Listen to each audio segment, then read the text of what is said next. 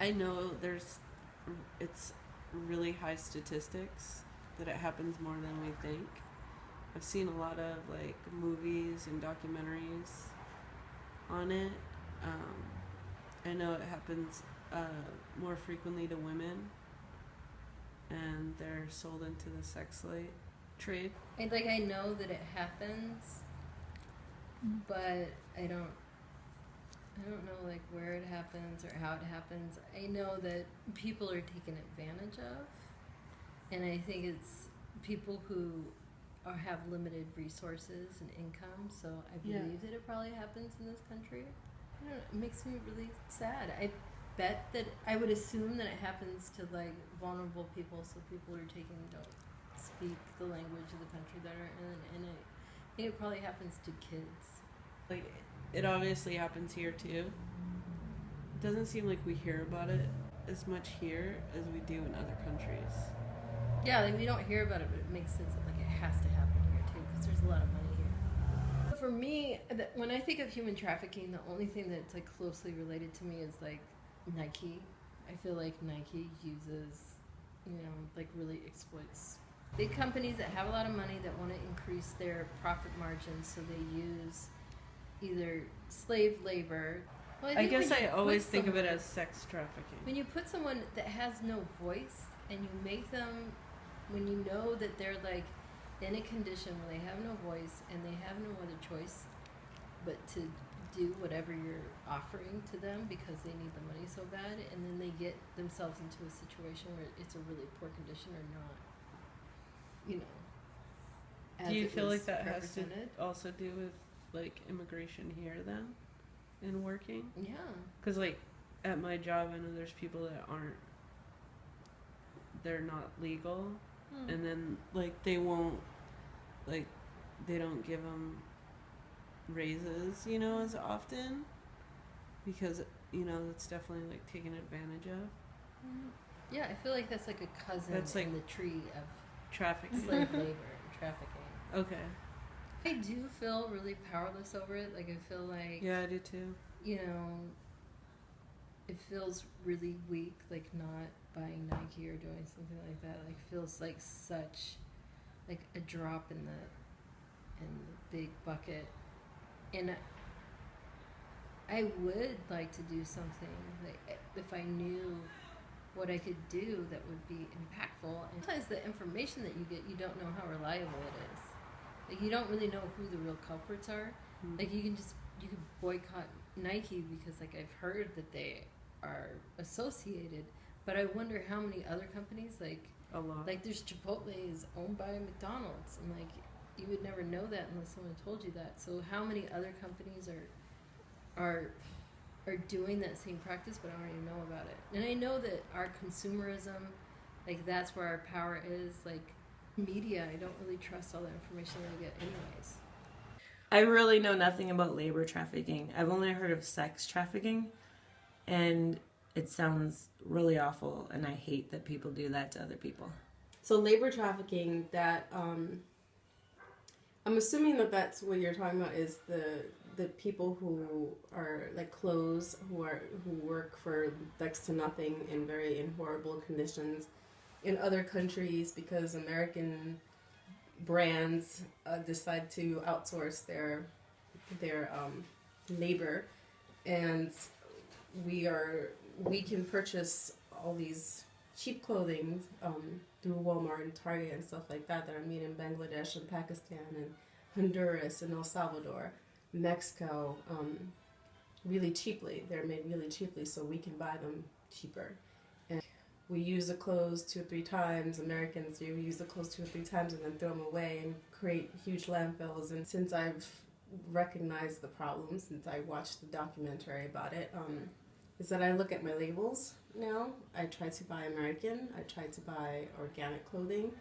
I try not to contribute to the manufacturing of clothes that are made in these countries, because it affects their ecological system. It affects their health. The chemicals that are pumped into their waters because they're making sneakers in this factory up the stream, and all that water is pumped into into their water, and then they get cancer and they have children that are with birth defects, and it's just a huge nasty nasty problem.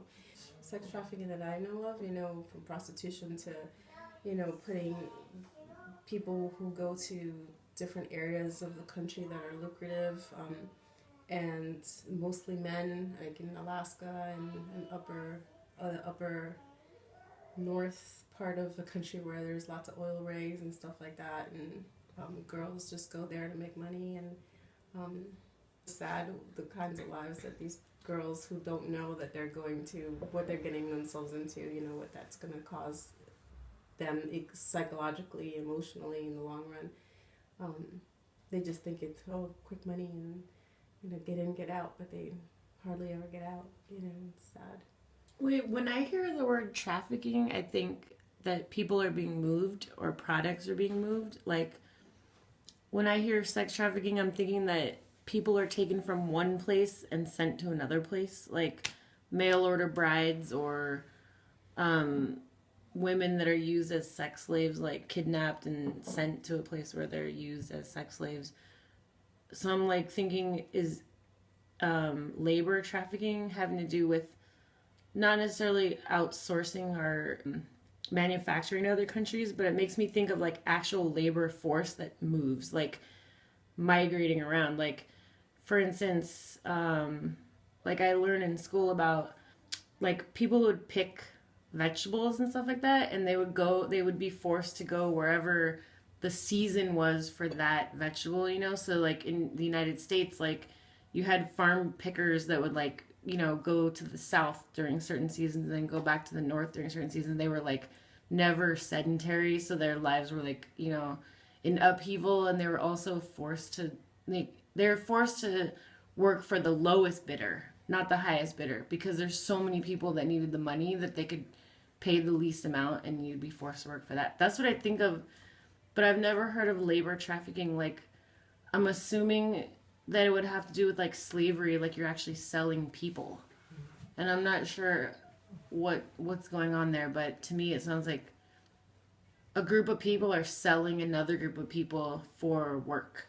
So that makes me think of slavery, like you would actually go to a market and like buy people, like for labor. That's what I'm like imagining, but I have a problem believing that still exists, so maybe I'm really naive, It does. That's crazy. So, like, boycotting it would stop those people from having any work at all, and I don't know which one's worse. Like, facilitating that kind of behavior, like contributing to that kind of behavior, or boycotting that kind of behavior and leaving people in the lurch. Like, I just don't know which one's worse. I didn't know anything about it in this country until Facebook. And then, it's disgusting to me. It's just, the pornography industry is huge. With the internet, you can see anything you want, including killing people, young kids, really young kids, like 6-year-old kids, if that's what you're into. You can find that on the internet. It's just incredibly disgusting. But it's a lot of money. A lot of people are making a lot of money, and a lot of people are getting hurt and kidnapped and families destroyed. And yeah, it's pretty bad. What I know about human trafficking is there's two parts of it. There's sex trafficking, there's labor. And the statistics that I learned about last year was that 25% of human trafficking is sex trafficking, and 75% of it's labor globally. Wow. And the 25% of sex trafficking is predominantly minors globally. And just in California alone, C-sect, so it's, minors who are sexually exploited. Like in California, 80% of them are foster youth. And one of the things that I'm really grateful for is living so close to San Francisco, because in San Francisco, they have new laws that protect undocumented workers. So if you're undocumented, you can get a permit to work, and everyone's required to pay you the minimum wage and so basically San Francisco is cracking down on labor exploitation, especially with undocumented workers. But it's so prevalent all over the nation where I heard a statistic recently, but I can't remember the percentage, but so many people, whether it be working in our agriculture, in the industry, like producing stuff, like warehouse production, manual labor like housing, domestic work, massage, all kinds of different industries are using unskilled laborers and exploiting their work because they're not documented or they don't have a degree or maybe there's a language barrier. I think one of my first things I can do about it is continuing to educate myself because I am not completely aware of how much it permeates in our state and in our country, and I benefit from it somehow, and I'm not quite sure how I do, and it's something that I need to figure out how I'm condoning it silently, and it weighs on me. It weighs on me emotionally. I recognize the disparity of privilege and how, because I'm not experiencing that, I'm not necessarily conscious of it all the time, and I could be, around people, and if they don't tell me that's their experience, I'm not even gonna know. It's like it's an invisible harm that's happening to people, and our construct of our whole labor industry in general in our country supports this invisible working, and that somehow because I'm getting an education or because I'm white or I was born here, I somehow don't have to pay attention to people who are in a different class than me or who don't have as much privilege. So I can start with me, and then the more educated I can be, I can participate in protests, I can boycott, I can educate other people, and then also I can support people to get fairer wages. I'm not sure how I fit into policy yet as a social worker, but as a person, I can vote for people who are aware of those issues, and I can protest people who are not, who deny it, who deny that it's a reality, and then also I can find organizations that support the consciousness raising of it. And when I went to this human trafficking summit last year, I got to meet the police chief of San Mateo County, and I asked him a couple of questions, and I asked him, what about the demand? Let's talk about the demand. And he said that his police department is just starting to really kind of focus on the demand, because right now in most counties in California, if somebody purchases sex from a minor, they get a misdemeanor fine, and they have to pay a few $100s and go to court, and then they're on their way. Where the sex worker who's been being exploited, the minor, gets put in jail, has a record, and is put into the system. So even though Alameda County's trying, they're doing the most progressive that most counties at this point are looking at it, where they have this task force. It's still just the beginning of destigmatizing, sex exploitation for minors, because when you arrest somebody and put them in a car, you're still telling them they're bad, they're wrong. You're not saying you're a victim. You're not saying this was wrong of this adult to even purchase from you, let alone the adult who puts you in the environment to get it purchased from. And then we haven't even talked about intergenerational condoning of sex work.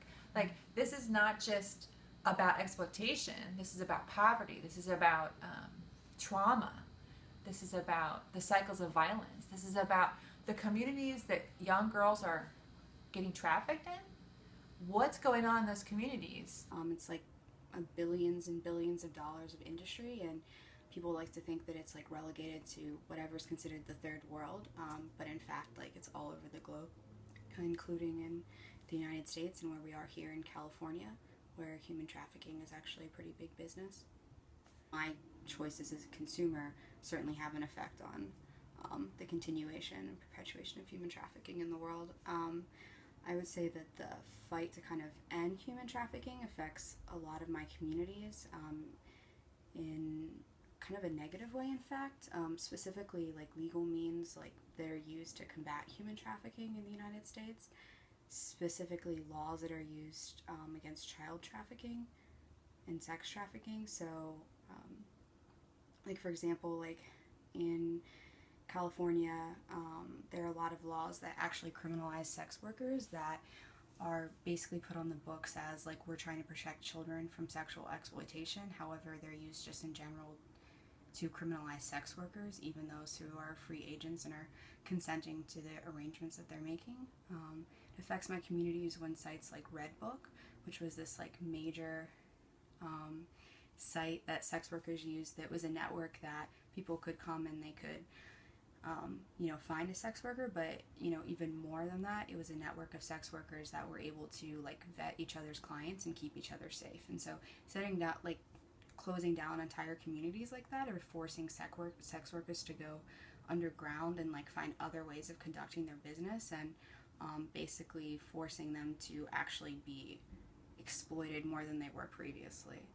For example, like especially for people who are generally like marginalized, a site like Redbook, for example, is a way for them to like be above ground and keep themselves safe. But now many of them are forced to work out of houses, or forced to work, with a pimp or on the streets, because they don't have another way to practice their business. So I would say that definitely like affects the communities that I'm involved in. That's definitely a concern of mine. Even though obviously I understand like there has to be things done to make sure that like children and other adults are not being forced into work without their consent. I'm concerned at the way I feel like the legal system and policing uses those laws to criminalize prostitution of consenting adults. I think I would change my behavior in terms of like what I buy and my how I relate to money in general.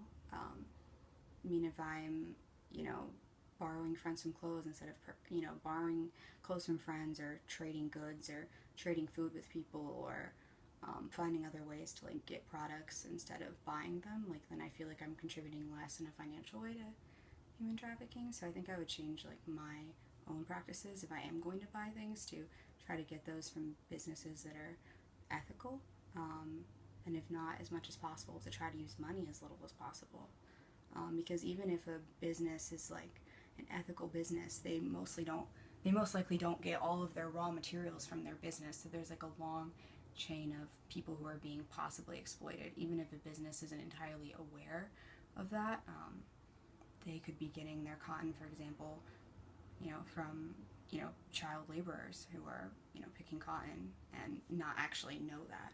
So I think one way is to try to operate without money as little as possible, and additionally to maybe advocate for economic systems that don't treat people like commodities. And that would be really the only way I would see to end human trafficking. Some of the creepiest human trafficking, in my opinion, is that done by like governments themselves under the guise of it's an incentivizing subsidy of sorts. I'm thinking of the example of like the Philippines basically selling their mothers off to be au pairs in a bunch of different really wealthy countries, meanwhile leaving their own kids. But then the having the governmental structure of trafficking, of human trafficking, that was a little carrot in case anybody saw. Anyways, it makes me cough up carrots. That's how I feel about fucking human trafficking. Makes me barf.